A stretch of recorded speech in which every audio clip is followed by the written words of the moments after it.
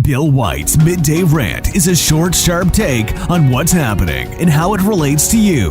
Agree or disagree? Listen to middayrant.com today. Once again, Dinesh D'Souza has knocked it out of the park. Last night I watched his latest film, 2,000 Mules, which clearly exposes the truth that everyone knows, even the leftists know it, but no one is allowed to say it, that the Democrats stole the 2020 election. If you dispute that statement, but haven't watched the film, actually watched it, and I'm not talking about you having read some nonsense written by a chubby-cheeked leftist subbing for NPR or the Denver Post. What I'm saying is if you have not actually watched the slightly more than 120 minutes of film, then shut up. I honestly don't want to hear from you. But if you have watched the film and you don't accept that there were hundreds of thousands of ballots accepted as valid which were fraudulently collected by a very well organized cartel intent on stealing the election, then either you were involved in the scheme or you're a shill for the Democrat Party, or both. You're also a traitor to your country and a morally bankrupt individual. If, however, you want to learn the truth, then watch the film. If you can't afford to access it, then DM me at RealBillWhite and I'll help you out.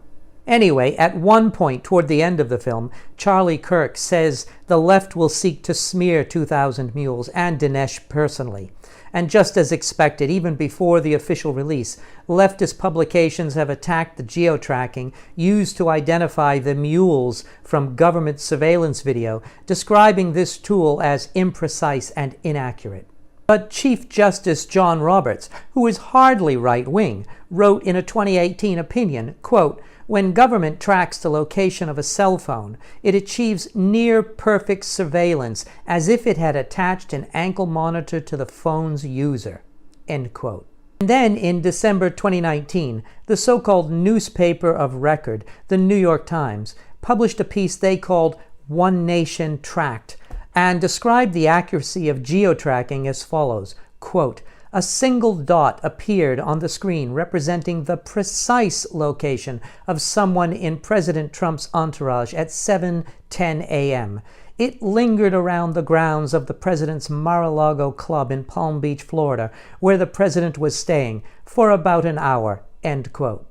Of course, as with everything associated with the Democrats, when it serves their purpose, they say one thing, and then another when it doesn't. But the evidence of election fraud is there for everyone to see. This technology is the same used by law enforcement to catch child killers, as noted in the film. And so to suggest that it's not accurate because it does not serve your purpose is disingenuous, or just leftist. But I repeat myself.